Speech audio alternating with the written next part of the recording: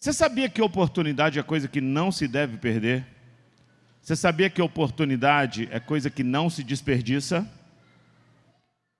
Você sabia que a oportunidade pode aparecer e demorar ou nunca mais aparecer? Eu não sei quantas oportunidades você já desperdiçou na vida, porque a maioria das promoções que a gente recebe na vida, elas vêm sempre, né, como se fosse algo ruim. Geralmente depois de uma sequência de lutas, que a pessoa não desiste, é que vem a promoção. Sempre é assim. Tem gente que quando está no meio da luta desiste, então não é promovido. Uma sequência de lutas, e quando ele fala assim, agora não tem mais jeito, aí vem a última luta, vem uma promoção. Por quê? Porque essas lutas são oportunidades, a gente às vezes não enxerga como oportunidade. A gente não sabe quantas oportunidades ainda teremos pela frente. A gente não sabe qual é o tempo de Deus. A gente não sabe quando o relógio de Deus vai bater para a nossa vida. A gente não sabe se a oportunidade que a gente está tendo hoje, primeiro domingo de 2020, é a última oportunidade da nossa vida. Tomara que não seja, mas nós não sabemos. É igual, eu sempre digo, né? A gente faz velórios, e há velórios bonitos e há velórios feios. Eu já fiz velórios, teve um principalmente que me marcou muito, de um filho que ficava chorando o tempo todo, e nem me chamaram para dar uma palavra, mas assim, sabe, muito escandaloso e tal. A gente entende que a pessoa fica triste, mas quando foi descer o caixão, ele se jogou e disse, eu quero ir com você, pai, eu vou com você. Sabe aquela confusão toda? Agora você me pergunta, por que aquilo? Porque desperdiçou a oportunidade, enquanto o pai estava vivo, de pedir perdão, de consertar com ele. Muitas vezes a gente desperdiça a oportunidade achando que vai ter amanhã. Pode ser que não tenha amanhã. Pelo menos para algumas pessoas amanhã não vai ter. A gente precisa tomar uma postura. E o texto que a gente leu fala de um homem que não desperdiçou a última oportunidade da vida dele. A Bíblia diz que Jesus estava indo para Jerusalém, onde ele seria crucificado, morto. Jesus estava passando por Jericó. Aquela era a última vez que Jesus passaria por Jericó. Você percebeu que era a última oportunidade dele? Porque Jesus não passou mais por ali. Nunca mais Jesus passaria por aquela cidade.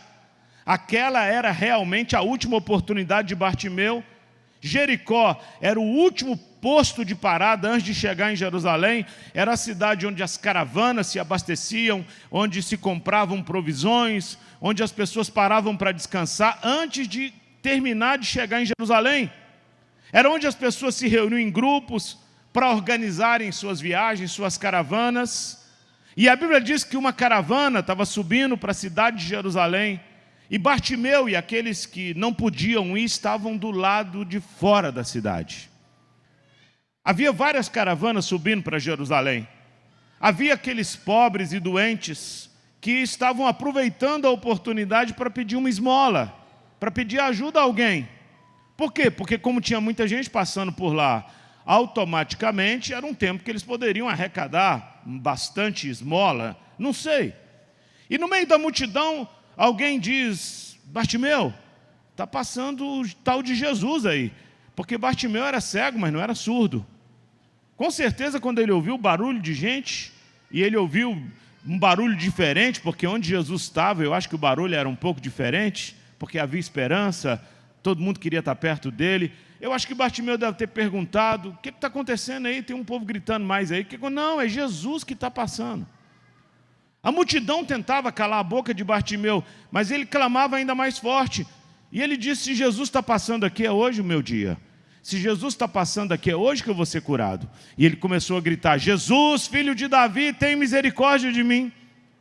E todo mundo mandando ele calar, e para espanto de todos, Jesus parou para ouvi-lo, Jesus curou Bartimeu, Jesus salvou Bartimeu, Bartimeu se torna seguidor de Jesus. Aqui a gente tem a história de alguém que provocou um milagre.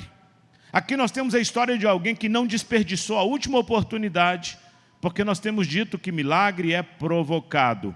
Milagre é provocado. O que é necessário para que a gente provoque milagres nesse novo ano? Eu quero, nessa nova década, provocar milagres. Eu disse que eu fiz um projeto para os próximos 10 anos. Agora, eu sei que só o fato de fazer um projeto não vai fazer com que ele aconteça.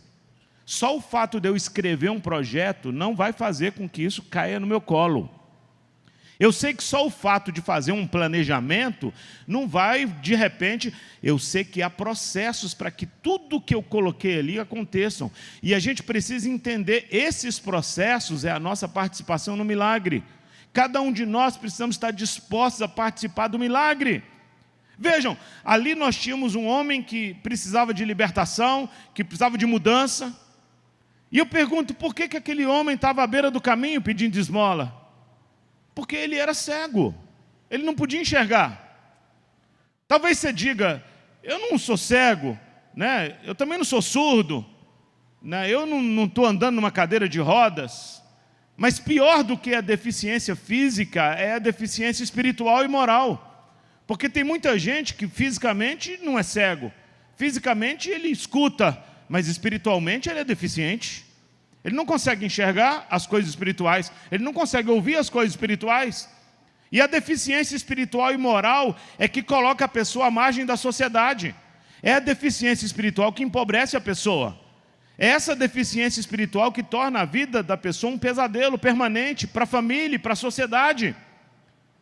Eu sei que você tem na sua família pessoas que são deficientes espirituais, que por fora tudo funciona, mas espiritualmente são deficientes e dão trabalho. E muitas vezes dão trabalho para a família, e dão trabalho para a sociedade.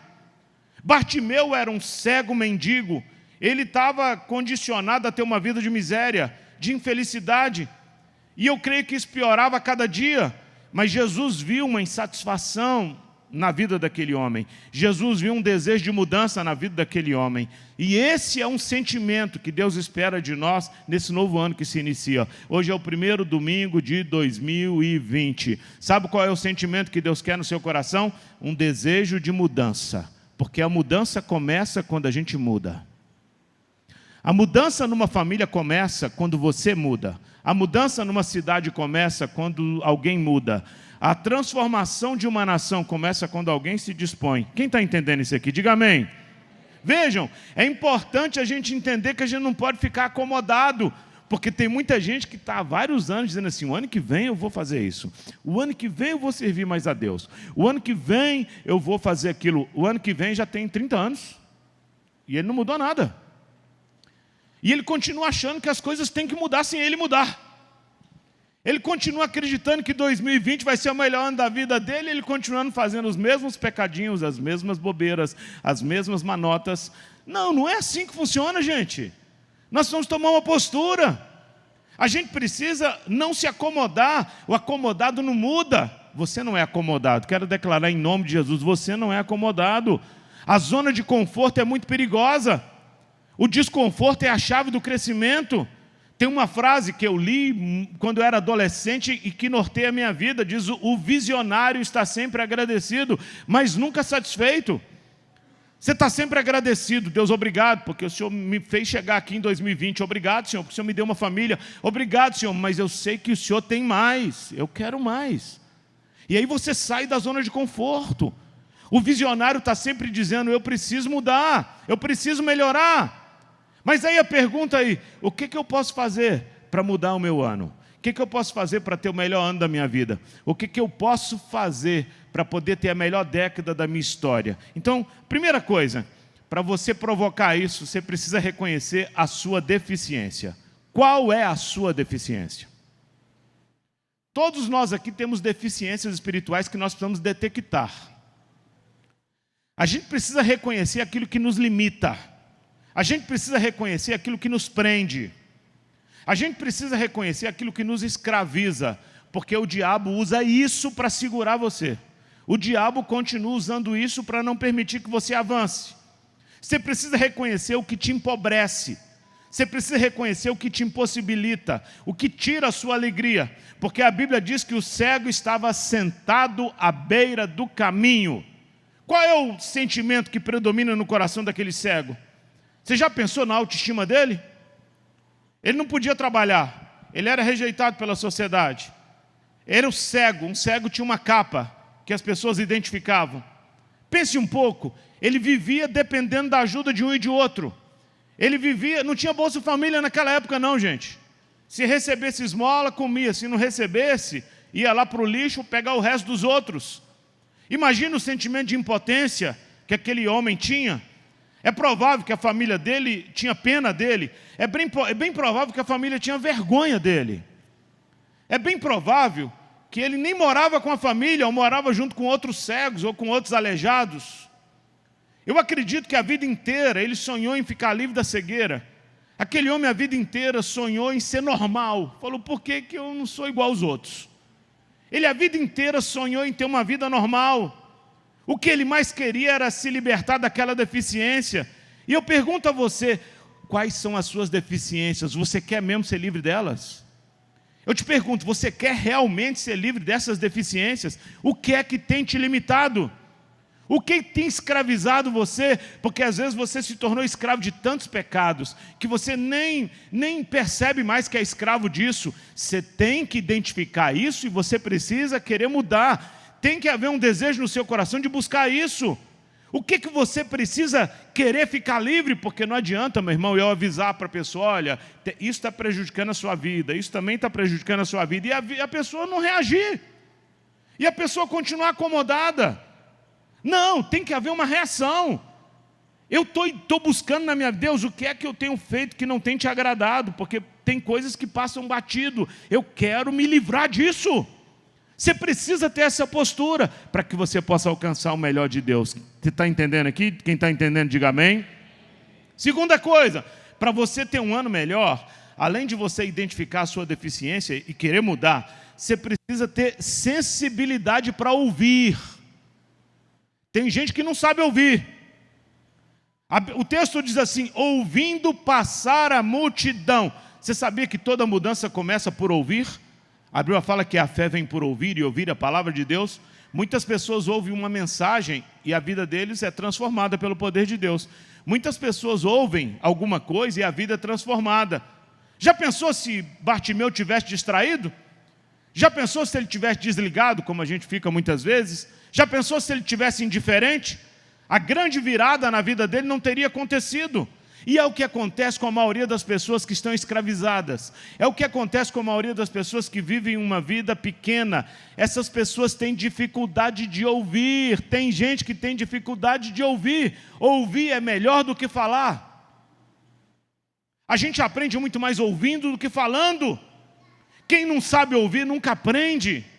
Ei, tenha seus ouvidos sensíveis à voz de Deus. Quem tem ouvidos, ouça o que Deus diz à igreja. Deus está dizendo a você hoje. Quem não sabe ouvir, perde grandes oportunidades na vida. A gente tem que aprender a ouvir.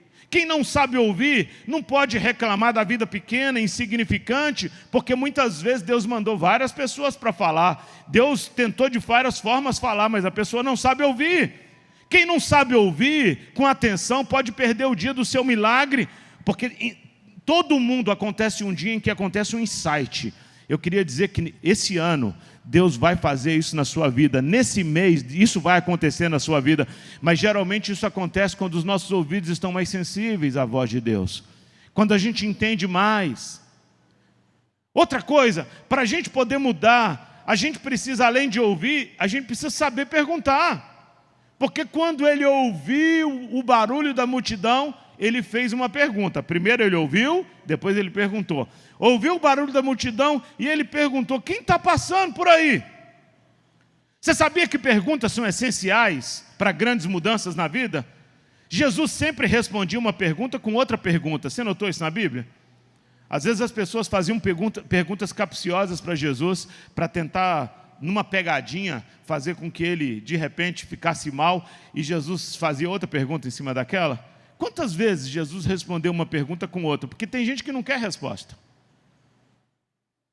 Até mesmo para mim, que sou pastor, tem muita gente que quando vem às vezes perguntar alguma coisa, eu percebo que ele não quer resposta, ele quer aprovação para aquilo que ele já quer fazer. E a gente precisa, como Jesus, entender essas pessoas, e muitas vezes, quando a pessoa faz uma pergunta, a gente faz outra. E muitas vezes essa outra pergunta vai mudar a vida dele. Às vezes a pessoa, vou dar um exemplo bem prático, que já aconteceu. Pastor, eu sei que o senhor é bom nessa área de finanças, eu vim aqui pedir um conselho, senhor, o senhor é um homem de Deus, né? E eu tô pensando em abrir um negócio, e eu falei com Deus o seguinte: Deus, eu vou conversar com o meu pastor, se o meu pastor falar sim, eu vou abrir. Irmão, isso é uma fria para mim. O cara me colocou numa sinuca de bico. Por quê? Porque se eu disser sim, ele abrir e der certo, eu sou de Deus. Se eu disser sim, ele abrir e der errado, eu sou do mal. Olha que pergunta capciosa. Vou e falei, se o meu pastor disser sim, é até para me ficar alegre, né? Nossa, que bom não. Eu falo, tem pegadinha aí. Se o meu pastor disser sim, aí eu faço uma outra pergunta, já aconteceu. A pessoa chega e fala assim: o que o senhor acha, pastor? Aí eu falo: você já orou a Deus o suficiente? Aí ele vai me contar. Você já analisou o mercado? Aí ele vai contar. Você já viu a viabilidade disso? Porque são perguntas que eu faria para mim. Eu devolvo para ele. E muitas vezes, antes de terminar a conversa, ele já me dá tudo. Na verdade, ele já abriu. Ele só veio falar comigo porque ele já abriu o negócio. Ele veio só tipo assim, pedir um carimbo para mim. Porque quando chega no final da conversa, ele fala: não, eu já comprei, já está, o endereço é tal, tal, tal. Eu falei: mas você não disse que veio aqui me falar? Ele já abriu. Só que ele queria escorar em alguém, porque se der errado, a culpa não é dele, é do pastor. É fácil. A gente precisa aprender a responder perguntas com perguntas. Você sabia que a fase da nossa vida que a gente mais cresce é quando a gente faz muita pergunta? Criança, por exemplo, tem uma fase da criança que ela pergunta demais, não é? Quem aqui é pai ou mãe, né? Não tem uma fase da vida da criança que, meu Deus do céu, Gabi e Dani chegaram numa fase na vida que era tudo pergunta. Pai, isso assim, assim, isso assim, assim. E a gente às vezes ficava até: não, mas quanta pergunta. Hoje eu tenho saudade, porque tem hora que eu fico doido para eles perguntar, eles não perguntam. Tem a fase da pergunta. Por que criança pergunta muito? Por que o pré-adolescente pergunta muito? Está crescendo, ele quer saber das coisas. Quem está crescendo pergunta, gente. Quem está crescendo, em processo de crescimento, faz muita pergunta. E quantas vezes eu sentava com os meus filhos, às vezes todo atarefado, e com 200 perguntas para responder, eu sentava e começava a responder uma por uma, porque eu entendia que isso fazia parte do processo. Você percebeu? A gente, quando está crescendo, né, quando a gente é criança e está crescendo, a gente pergunta muito. Mas quanto mais velho a gente fica, menos a gente pergunta. Você percebeu isso? Por quê? Porque a tendência é que quanto mais velho a gente fica, a gente julga que já tem as respostas. E a gente pergunta menos. E não deveria ser assim. Nós não temos a resposta. O mundo está sempre em movimento. As coisas estão sempre mudando. Ontem eu estava com um dos médicos da igreja e ele estava dizendo: pastor, a medicina evolui tanto que a gente tem que estudar o tempo todo, porque uma técnica usada hoje, ele é cirurgião, amanhã tem outra diferente e a gente não pode ficar para trás. Quer dizer, além de estudar, está aqui a Gabi também que está estudando medicina, além de estudar, quem sabe 10 anos ou 12 anos para poder ter uma especialização, você precisa continuar o tempo todo, porque está sempre mudando. A gente precisa entender isso. Eu não sei se você já viu, adolescente, por exemplo, eu costumo dar esse exemplo, porque adolescente no telefone é um negócio, né? Graças a Deus eles fizeram agora planos que você pode falar à vontade. Eu estou muito feliz com isso, né? Quem aqui tem filho adolescente? Mas você lembra quando era por minuto? Você lembra? Quem já passou por aperto aqui? Pai que já passou por aperto? Porque o menino ia falar com um amiguinho e começava assim: oi velho, não acredito. Aí já passou 1 minuto. Você fala: não, 1 minuto é tanto. Aí ele fica lá. Sabe aquela conversa que não sai do lugar? Não acredito, velho. Falou isso mesmo? Não. O que ela falou? E o pai está lá do lado. Meu Deus, termina essa conversa. Pelo amor de Deus, fala logo o que ela falou, porque está rodando os minutos. Não, meu Deus do céu, eu vou pagar uma conta alta. Porque era assim, a conta vinha alta, tinha muitos meninos. E aí está lá no telefone. Não acredito. Aí volta na velha, mas o que ela falou mesmo? Fala logo! Agora, pelo menos, nós temos telefone para falar à vontade. Hoje os meninos nem ligam mais, é tudo internet. Nem fala mais. Por quê? Porque adolescente fala muito. Ele tem a mania de conversar bastante. Ele quer fazer parte de um grupo, porque está em fase de crescimento. Agora, geralmente quando a pessoa já atinge uma certa idade, ele já não fica tanto assim gostando de falar. Porque se você pegar um velho assim, fala velho, não acredito, procura um psicólogo, tem alguma coisa errada. Porque quanto mais velho a gente fica, a gente é mais prático no telefone. Você já liga assim, beleza, que horas mesmo? Tá, não, então tá, marcado, 19 horas. Falou, vai com Deus, pronto. É assim que termina. Às vezes até o fica com Deus já pulou. Você fala, 19 horas? Combinado. Por quê? Porque quando a gente está mais velho, a gente já acha que sabe as coisas. Mas você sabia que algumas pessoas, todo o senso de segurança e autoimagem, depende do fato deles pensarem que sabem todas as respostas. Você não sabe as respostas. A gente está aprendendo aqui no mundo, gente. Quando eu vejo pessoas que conhecem muito da palavra de Deus, todas elas são humildes, e quando você pergunta assim, e aí, você já leu a Bíblia muitas vezes? Eu já li muitas vezes. Quantas vezes? Umas 50 vezes. E aí? Nossa, eu tenho tanto para aprender. E às vezes a gente vê cara que converteu aqui tem 3 meses, e aí assistiu algumas mensagens na internet, e começa a querer dar aula para a gente. É interessante. Nós precisamos, irmãos, de entender que toda mudança e crescimento moram no território do desconhecido. O que a gente sabe está no passado, o que ainda tem que descobrir faz parte do futuro. Ei, eu preguei isso no final do ano, esquecendo-me das coisas que para trás fico, eu vou avançar para as que estão diante de mim. É isso que Deus quer fazer conosco. Portanto, as perguntas nos levam para o futuro. Pergunte, fale com Deus, pergunte a pessoas. Pergunte no Google, tem muita resposta boa lá também. Pergunte, aprenda cada dia mais, torne as suas perguntas maiores do que as suas respostas, e você vai se conduzir a um futuro maior, com novas possibilidades. Nada é mais poderoso do que uma pergunta, porque a mente não consegue ignorar uma interrogação. Eu gosto muito quando está cheio de interrogação, porque a pessoa vai buscar resposta. Agora, busca a resposta no lugar certo, né? Pelo amor de Deus. Pergunte para a pessoa certa também. Porque se você for fazer pergunta para a pessoa errada, vai bagunçar. As perguntas abrem as portas para a gente descobrir novas oportunidades. As perguntas nos tiram do terreno da ignorância e nos colocam no campo do conhecimento.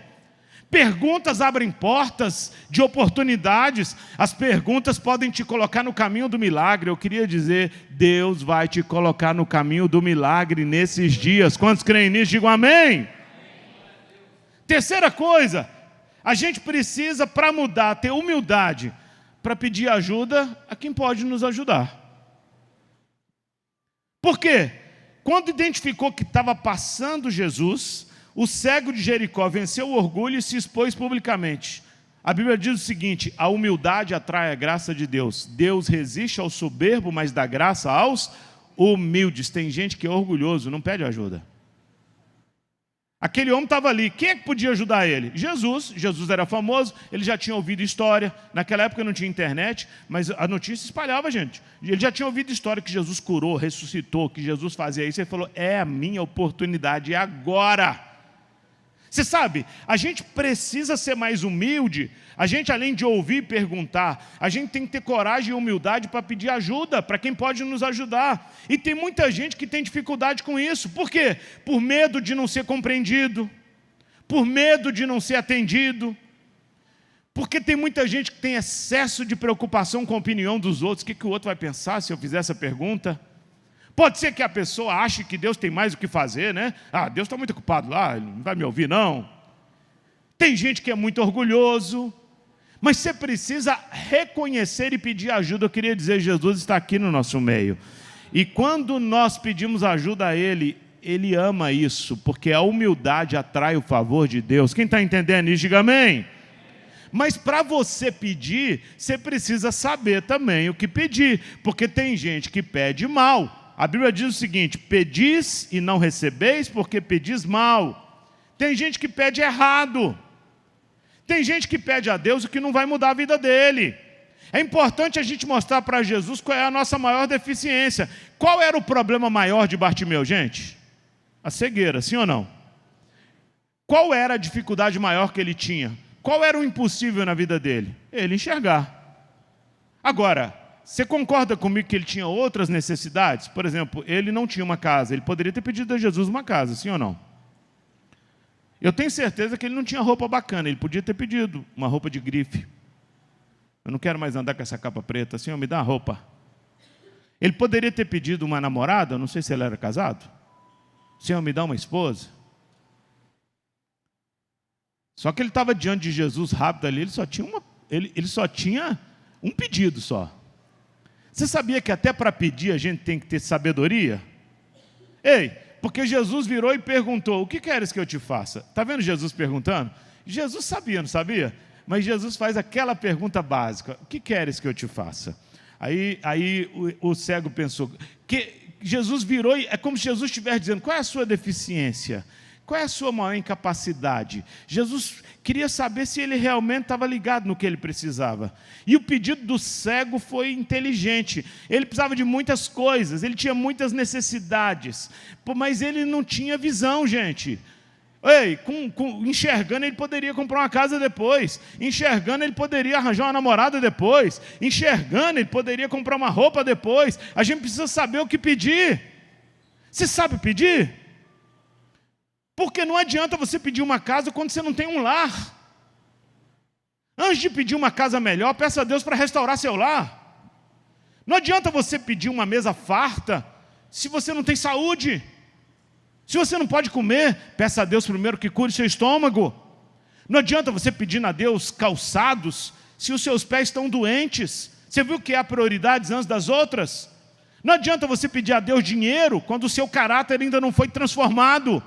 Porque se o dinheiro vier na mão de alguém que não tem um caráter transformado, vai virar bagunça. Não adianta você pedir mais roupas, quando você ainda não tem nem as vestes de salvação e os mantos de justiça. Não adianta você pedir, Deus, eu quero uma casa maior, quando o casamento está acabando. A gente muitas vezes fica pedindo coisas que não vão mudar a nossa história. Seria uma incoerência se aquele homem pedisse bens materiais, eu quero ficar rico, ó Senhor, eu quero isso. Eu acho que Jesus ia até ignorar, cara, você não sabe nem o que você precisa. Quando Jesus perguntou, o que queres que eu te faça? Tudo isso ele precisava, gente. Nessa semana do clamor, Jesus está perguntando, o que queres que eu te faça? Ah, eu tenho tantas necessidades, então escreve aqui. Mas tem uma mais importante. Tem uma que se Deus responder, vai provocar mudança nas outras. Quantos entendem isso aqui? Diga amém.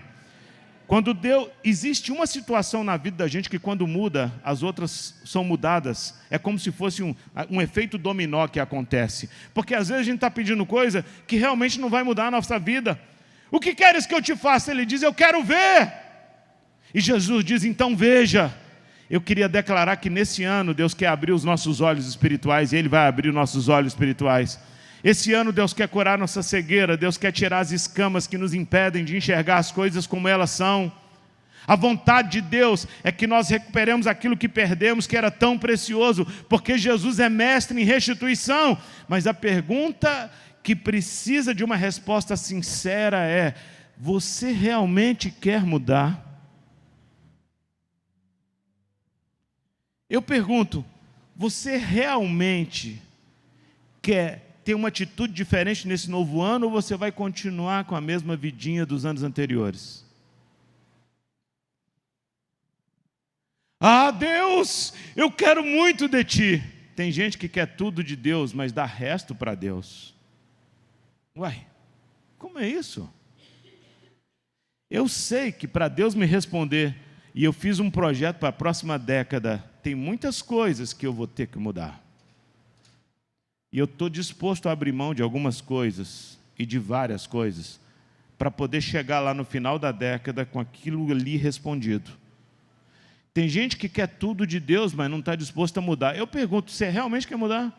Porque quando Jesus perguntou para aquele cego assim, o que queres que eu te faça? A pergunta de Jesus foi essa, você realmente quer ver? Você sabia que Jesus olha isso dentro do nosso coração? Você realmente quer mudança ou você está, tipo assim, no parquinho de diversão? Eu queria chamar você para essa semana do clamor, a gente vir buscar a Deus, porque Deus está interessado em mudar a nossa vida. E esse vai ser o ano de mudança de Deus na nossa vida. Mas Ele está perguntando para você, você realmente quer mudar? Porque se você quiser, eu mudo. Porque Jesus cura o cego, Jesus cura o aleijado, Jesus ressuscita os mortos. Não há nada que Ele não possa fazer. Ele é poderoso para fazer infinitamente mais além do que pedimos ou pensamos. Mas toda mudança passa pelo ouvir, toda mudança passa pelo perguntar, toda mudança passa pelo clamar, toda mudança passa pelo crer no poder de Deus. E eu estava orando a Deus, e Deus falou: filho, chacoalhe aquele povo nessa semana do clamor. Na verdade, a mensagem de hoje não é nem para passar a mão na sua cabeça, não. É para deixar você saindo daqui com cheio de interrogação. E se você sair daqui cheio de interrogação e querer resposta, eu sei que Deus já está fazendo alguma coisa na sua vida. Porque se você for buscar a resposta em Deus, você vai achar nesses dias a resposta em Deus na sua vida. Quantos creem nisso? Digam amém. Amém, gente? Você quer realmente mudar? Nós vamos aprender a como mudar aqui nesses dias. De hoje até quarta-feira, eu queria que você para de dar desculpa, assim, eu estou cansado. Para. O que é importante você faz cansado. Eu estou sem tempo. Ei, o que é importante você cria tempo. Fato. Eu não sei se eu vou. A gente não vai quando não é importante. É sério, simples. Ei, eu estou te convidando para o meu aniversário, você pode ir? Né? Quem é amigo mesmo, aquele amigo, ele desmarca o que tiver que fazer, mas ele vai lá. Sim ou não? Quando eu falo assim, um irmão, você tem um irmão, seu pai e sua mãe, dia do aniversário da minha mãe, eu não tenho ela perto de mim, né? Mas assim, quando eu tinha ela perto de mim, era o dia que eu não marcava nada, porque era o aniversário dela, eu tinha que estar com ela. Quando a gente quer, a gente faz. Quando a gente quer mudar, a gente dá um jeito. E eu pergunto, você quer mudar? Se você quiser, esse vai ser o ano mais abençoado da sua vida, em nome de Jesus.